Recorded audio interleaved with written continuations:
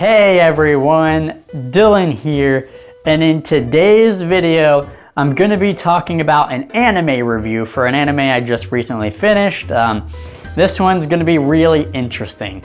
In this review, this blind anime review, it will be Dragon Ball Z. And what's very interesting about this is I had not really seen the original Dragon Ball Z. Because I bought it on Blu-ray. I bought the whole series, and the reason why I specifically did it for the Blu-ray and waited and all that is because I grew up with the Bruce Falconer score, the music for the English. I actually hate the Japanese music for Dragon Ball Z. I really just do not like it. So, I love the Falconer music, and I grew up listening to it. So I wanted to get the Blu-rays that had them on there. And so that was really important to me. Now, another thing to note is I had not watched Dragon Ball Z for 10 years, Z, not Kai. Because with Dragon Ball Kai, I watched it up to the Cell arc. Because after a while, for some reason, they just stopped at the Cell arc for a while. You know, it's what is this, Budokai 1 on PS2? But no, they pretty much just eventually did release the final chapters, giving it a fancy name, but really it's just the Buu saga for Kai. Never watched that, but I did watch the Cell arc there. But the Buu arc, I hadn't watched it for 10 years. So I did technically see the Cell saga and the other stuff in Kai, but didn't watch it for 10 years without the original, or the Bruce Falconer's music, as well as the original dub. So that's why it was interesting, and not only that, this was my time not seeing it in 10 years, but also seeing it blind, which was interesting a little bit, but because I had seen it so much, I could just kind of visualize everything. So, you know, the normal fights, and one thing that I just had completely forgotten is that Dragon Ball Z drags on so much. It's so long. It was kind of bittersweet when I finished it, because I was like, oh my god, I'm finally finished with this. But so, it was a bit of a journey, and I did skip a little bit of the fillery stuff. I do understand now why they made Kai, to shorten things up, and now I appreciate Kai a little bit more going back. But otherwise, it was great watching it again and experiencing it again. It was really monumental, me getting the Bruce Falconer score to listen to it again. It was, you know, a very nostalgic and childhood heavy.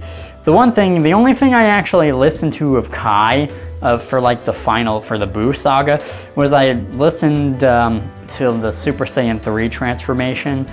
Kind of happened. I didn't get to physically see it. I listened to it, and I did not like it. I didn't like the line delivery. He didn't say this is to go further beyond. The line just wasn't as good, and the music.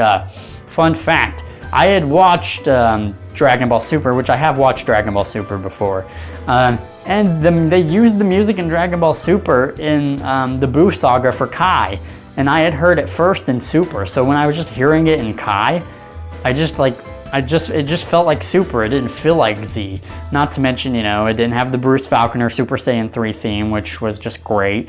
So I just didn't even want to bother with Kai. The music just, with the Buu saga and Kai, it just ruined it for me. It just felt like Super. So, yeah, it's just kind of weird that way. But with Dragon Ball Z, though, when I was a kid, the thing about the arcs I hate the most are kind of the Saiyan arc and the Frieza arc.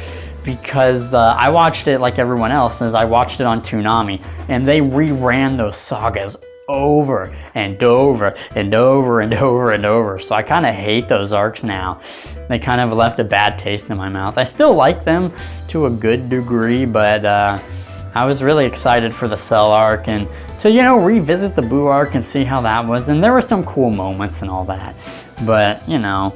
There wasn't anything that I really noticed differently about Dragon Ball Z the second time around. Sometimes there might be stuff I might notice more or sounds more, and because when you just have sound, you pay attention more to what's going on, the dialogue, the sound effects, and to what people are saying and what's going on. I didn't really.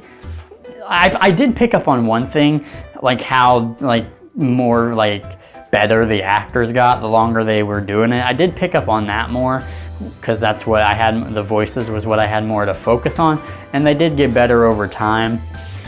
It was very weird going from the Saiyan arc, which they had dubbed over first.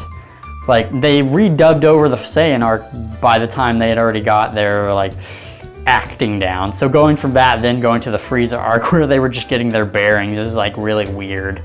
Because I never really had watched it that way. But other than that, you know, the normal stuff, the fighting, the long power-ups, and all that awesome stuff. The Gohan transformation was really cool. The Super Saiyan 3 one was really nostalgic with the Bruce Faulkner music.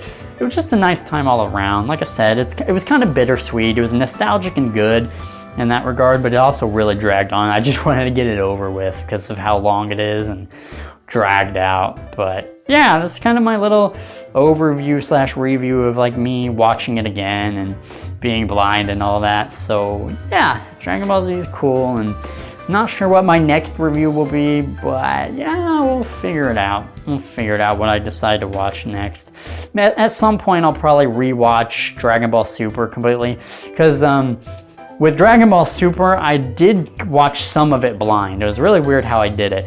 I watched I watched from like the start of the Tournament Power arc to the to like when Kefla, whatever her name is, the Potara fusion there, where that fight, like when that fight was about to start, I went blind at that particular point.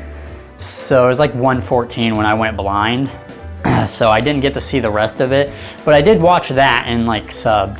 And then I watched the first 2 arcs dubbed, and then I went blind. So the stuff I never got to see like cited was the Hit or the Universe 6 arc, and then the Goku Black arc and stuff. Didn't get to see those, but I have watched the whole series, but maybe I'll go through it again and then I'll put a review for that in. And I'll probably maybe at some point review Dragon Ball and maybe GT. We'll see on that one. I don't know.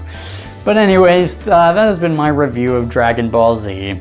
Thank you guys for watching, and thank you for listening. Let me know what you guys think of Dragon Ball Z and all that in the comments below. But yeah, thanks again. See you guys in the next video.